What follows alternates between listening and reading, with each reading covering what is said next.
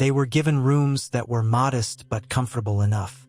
Catelyn Stark, who had joined them after reuniting with Robb in Riverrun, took it upon herself to work with the scribes. She had known Walder Frey personally, having been betrothed to one of his brood in her youth before marrying Ned. Her father, Hoster Tully, had dealt with the man many times. Lady Catelyn's knowledge of how best to approach the old lord's pride was invaluable. As night fell, they gathered in a smaller audience chamber. Robb, Catelyn, Jon, Roose Bolton, and a handful of Frey representatives, including Ser Ryman, began the process of drafting the official treaty. Words were chosen carefully, specifying that the king in the north recognized the crucial importance of House Frey, that the original vow regarding marriage was broken due to extraordinary wartime circumstances, and that the new union would be established between House Frey and the Starks or Tullis by a certain date. Concessions in lands were hammered out, as well as reciprocal responsibilities of the Freys to muster their forces at Robb's call. Jon quietly watched the negotiations. He said little, only interjecting once or twice to smooth over disagreements. There was a sense of relief when Walder Frey himself did not appear, leaving these details to his chosen proxies. The old man would presumably appear later to give his final blessing or denial. By the time it was done, several hours past midnight, both sides seemed reasonably satisfied or at least resigned. Ser Ryman and his kinsman took their copies of the treaty, promising to bring them to Lord Walder in the morning. Robb's brow was creased with worry, but he allowed himself a small smile at Catelyn's gentle reassurance. Jon retired with them, walking down the corridors that smelled faintly of river water and lamp oil. He passed by a narrow window slit and paused. Outside, the river glistened in the moonlight, a silent silver ribbon. The night was quiet, but his instincts prickled. He turned and saw Roose Bolton stepping out from the negotiation chamber, his pale eyes flicking about in the gloom. When Bolton saw Jon, he inclined his head in an oddly courteous gesture and disappeared around a corner. Jon was never entirely at ease around Roose Bolton. Something in the man's silence, his calculating nature, reminded him of a viper waiting to strike. Yet he was one of the more powerful lords in the north. For the time being, his loyalty to House Stark seemed genuine. Still, Jon resolved to keep a watchful eye on him. Early the next day, Lord Walder announced he would receive them in the main hall once more to finalize the treaty. The scene was very different from the day before. Tables were laid out, laden with food and drink. Musicians idled in one corner, plucking strings and tuning lutes. It was as though Walder Frey intended to host a proper feast in honor of the new alliance. Jon did not trust the spectacle, but he followed Robb into the hall, posture tall and expression calm. Lord Walder sat on his dais, a sly grin crossing his thin lips. King Robb, Lady Catelyn, and the bastard. Come in, come in. You must be hungry after so many hours with quills and ink. Let us feast and sign these papers. I, for one, have had my fill of ill will between our houses. Robb's face showed the faintest flicker of relief. He bowed his head with measured politeness. We're grateful for your hospitality, Lord Walder. I hope this day marks a new beginning for both our houses. Walder waved a dismissive hand. Bah, enough talk. Sit, eat. He clapped his hands, and serving men and women hurried to fill cups with wine and ale, to pass plates of steaming bread and salted fish. The hall gradually filled with music as the minstrels began to strum and sing a lively tune. Jon found a seat near Robb with Catelyn on Robb's other side. Across from them were a few Freys of note, including one of Walder's daughters who looked too young to be at such a feast. She peeked nervously at them before lowering her eyes. Jon recalled that the Frey women had their own opinions about these forced matches, though few dared to voice them in Walder's presence. The mood was not one of unbridled celebration. There was tension, forced joviality, but there was no open hostility. Jon reminded himself that, in the real world of war and politics, this was sometimes as close to peace as one could hope. After the first round of food had been devoured, and cups refilled more than once, Walder Frey banged his cane. The hall quieted, the minstrels falling silent mid-tune. It's time we settle this, Walder said. He motioned for the papers to be brought forth. Scribes unrolled the parchment. "I have read your terms, King Robb. They are sufficient, but I would hear you state them publicly, so my entire house knows what has been decided." Robb stood. "As we have agreed, House Stark and House Tully shall provide suitable matches for House Frey, ensuring that one or more of Lord Walder's granddaughters or grandsons are wed into families of high standing in the North or the Riverlands. Additionally, House Stark will grant House Frey certain lands along the Green Fork, ensuring their prosperity. House Frey, for its part, reaffirms its oath of loyalty to the king in the North, promises military support should we call upon it, and will allow free passage across the Twins for our host. In recognition of the unfortunate circumstances surrounding my broken vow, I shall also gift the Twins with an annual tribute of silver for 3 years. Lord Edmure Tully of Riverrun will also consider a match with a Frey daughter, subject to mutual acceptance." Lord Walder nodded slowly, letting a hush stretch in the hall. "All that is well and good. My only lingering question is, what is to prevent you from breaking these new vows as well?" Robb swallowed, but he spoke evenly. "My honor, and the fact that my mother, Lady Catelyn, stands as witness, along with all the High Lords of the North, and your own kin. If I break these vows, let the gods judge me."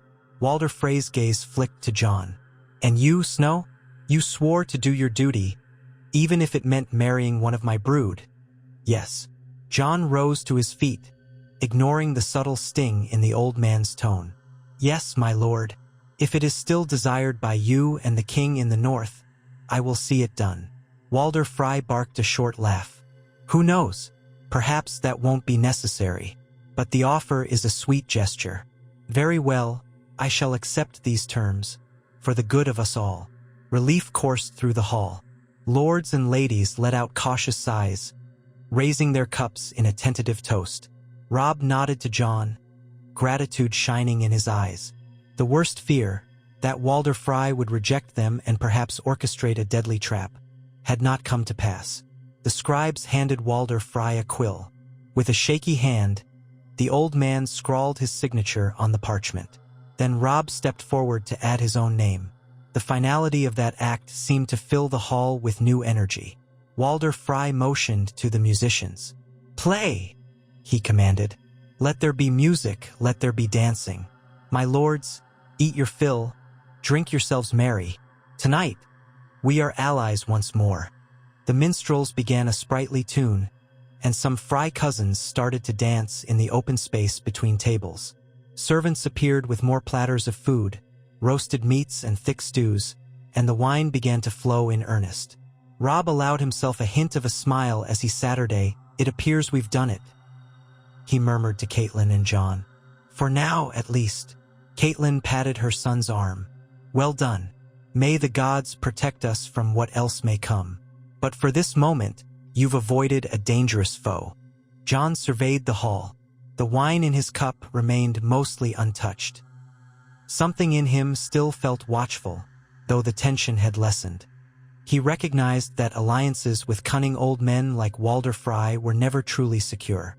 But this was a victory, or the beginnings of one, at least.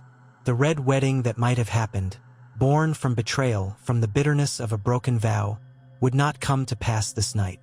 And that alone was worth the countless hours of negotiations and compromise. After the feast, the northern host crossed the Twins under the new terms, with wagons and horses moving briskly over the great stone bridge.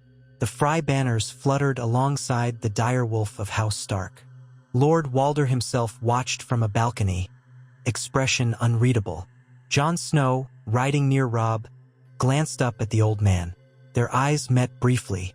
Jon was uncertain what the future held, but for now they had passage. For now the old man had accepted them. Beyond the crossing, the Riverlands stretched out, battered by the war. The fields along the Trident were scorched in places, villages abandoned. Robb's next move, now that he had solved the Frey dilemma for the time being, was to concentrate on the Lannisters. But how could they strike Tywin's forces effectively? The might of House Lannister, bolstered by the new alliance with House Tyrell, was formidable. In council that evening, Robb took stock of what alliances remained to him. The North was behind him in spirit, if not always in strong numbers, given that the war had already taken a toll. The river lords, Tully, Blackwood, Mallister, were also on his side, though they had suffered heavy losses. The key question was whether they might find new allies among the Baratheons or other southern houses.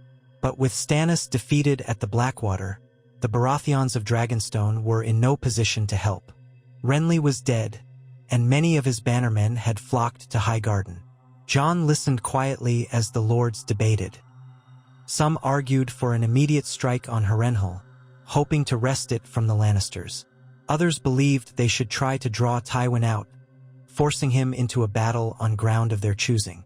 Roose Bolton calmly suggested that they might launch surprise raids on Lannister supply lines, a war of attrition to weaken them before a pitched battle. The Great Jon, predictably, roared for direct confrontation, to put the Lannisters in their place. Robb looked to Jon. "You've been quiet, brother. What do you think?" Jon hesitated. "I'm thinking about Lord Tywin. His strength is not just in numbers, but in gold. The Lannisters can pay for sellswords, bribe lords, and influence the realm from within. If we try to starve him out, we could be fighting for years, or else find ourselves betrayed from within. But if we confront him directly, we risk being outnumbered, especially if the Tyrells bring their forces to bear. Yet, there may be a middle path. Harass his supply lines, yes, but also press our advantage while we have momentum.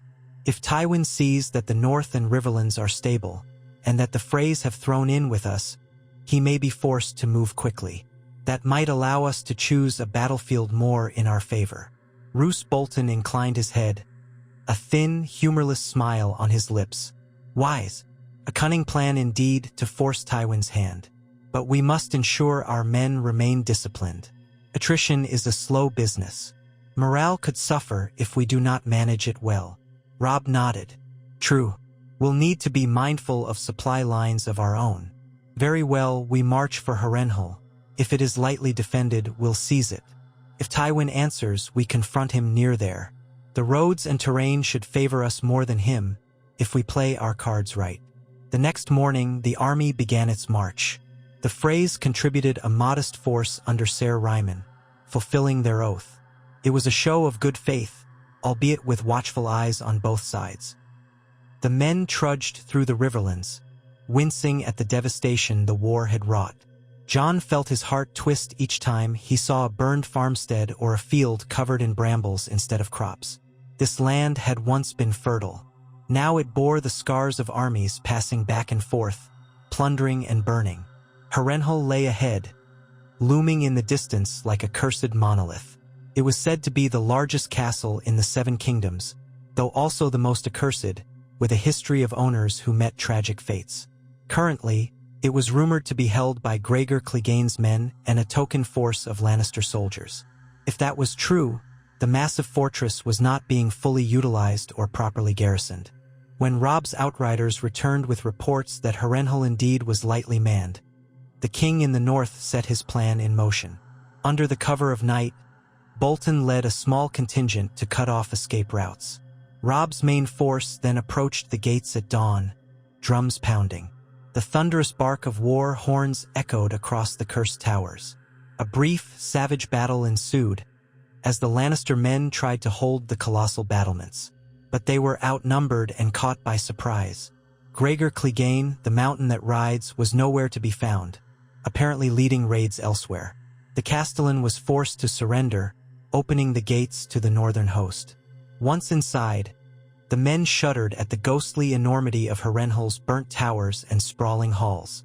Jon led a squad through the corridors, ensuring no hidden pockets of Lannister loyalists remained. The echoes of their footsteps on cracked stone floors lent an eerie quality to the victory. Robb established his command in the Hall of 100 Hearths, though only a few of those hearths were lit.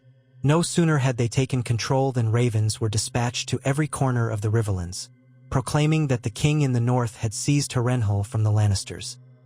The messages also invited local lords, or any who had been subjugated by Lannister aggression, to come and pledge fealty or receive the king's protection. Robb hoped to bolster the ranks of the northern host with Riverland levies who might have hesitated before. For the next fortnight, They fortified Harrenhal's defenses as best they could. The castle was so large that properly manning every wall would have been difficult, but they did what they could. John, along with Roose Bolton, planned out picket lines, watch rotations, and patrols through the surrounding area. Scouts roamed far, seeking news of Tywin's approach. The men took stock of Harrenhal's vast stores, food, wine, arms. Some whispered of curses and ghosts, but that talk faded as the men realized the castle might be a powerful asset in the war. During this time, small bands of Riverlanders trickled in, refugees, peasants, lesser knights, and a few lords whose keeps had been ravaged by the mountain's men. Some came seeking safety, others seeking vengeance. Robb tried to organize them, feeding the hungry and gathering able-bodied fighters. Jon spent hours listening to their stories. His heart hardened further against the Lannisters each time he heard how they had brutalized innocents. Catelyn often walked among the refugees, doing what she could to give them hope. She had always been a nurturing figure, and though sorrow etched her features, she found purpose in this caretaking. She also took the time to meet with representatives of various riverlords, ensuring their loyalty remained firm in these uncertain times. Finally, word reached them. Tywin Lannister was on the march, a host of thousands riding from the west. He had, indeed, been forced into action by the loss of Harrenhal. Along with him came some of the forces of House Tyrell, though the bulk of the Tyrell might apparently remained further south, guarding the Reach. Even so, Tywin's numbers threatened to dwarf the north if they clashed head-on. A council was called in the overshadowed Great Hall. The table was cluttered with maps and reports. Robb, at the head, listened as the Great Jon demanded they ride out and crush Tywin on the open field. Roose Bolton quietly cautioned that Tywin would want them to do just that, fighting on ground of his choosing. Rickard Karstark sat in grim silence, his anger still directed at the Lannisters for the death of his sons. The Frey representatives said little, content to watch and weigh their new allies' decisions. Jon offered his thoughts. Harrenhal is formidable. If we can force Tywin to try and take it, we can bleed him. His men will have to lay siege, or else attempt a direct assault. Either way, they'll pay a high price. Meanwhile, our outriders can raid his supply lines, hamper his approach, and starve him of resources. If we ride out to meet him in an open field, we might be overwhelmed by sheer numbers. Tywin is no fool. He knows how to set a trap. Robb nodded slowly. Staying behind these walls might slow him, but how long can we hold out if he lays siege? We have the stores and the castle is enormous. We'd last a good while, but eventually the war might leave us stuck here. We want to keep the initiative if we can. Perhaps we might do something bolder. Catelyn placed a hand on Robb's shoulder. The men are weary, my son. Provisions here are sufficient, but not infinite. And you are aware of how difficult it is to keep a large host healthy and loyal over a long siege. But we must not be reckless. Robb ran a hand through his auburn curls, thinking, if Tywin tries to siege us, we can strike out with raiding parties. We have enough horse for that. Keep him off balance, force him to split his men. Then, if an opportunity presents itself, we strike at a weakened segment of his force. Roose Bolton's voice was soft. We must also be sure Tywin is truly committed to assaulting Harrenhal. He might attempt to lure us out, or simply bypass us to wreak havoc in the Riverlands, drawing us away. That's why we need outriders and watchers placed far beyond the castle walls, Jon said. We must track every movement of Tywin's host. If he tries to bypass us, we shadow him and wait for the right moment to fall upon his rear. But if he commits to a siege, we make him pay for every step. A consensus of sorts was reached. Harrenhal would be the linchpin of the northern strategy for the near future. They would not ride out blindly to challenge Tywin's host, nor would they remain purely defensive. Skilled riders, led by men like the Blackfish Brynden Tully, who had recently arrived from Riverrun, would conduct fast strikes on supply lines.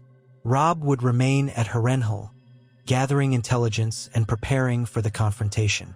Over the next week, the Watchers and Scouts reported Tywin's slow but steady approach.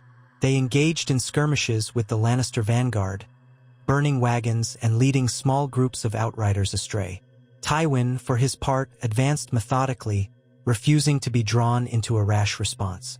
But the more men he sent to protect his supply lines, the thinner his main host's advantage became. Finally, one gray dawn, a scout came galloping back with news. Tywin had reached the outskirts of Harrenhal's domain. His banners were visible on the horizon, a sea of crimson and gold. The rumor was that Ser Gregor Clegane had rejoined him, though diminished from months of vicious raids. Still, the mountain that rides was a fearsome presence to have near. Robb ordered his men to the walls and battlements, preparing for a siege. Jon stood on the ramparts, gazing at the Lannister host arraying in the distance. The size of it made his heart clench, but he reminded himself that their position was strong. Harrenhal's towering walls and massive gatehouse were built to withstand even larger armies.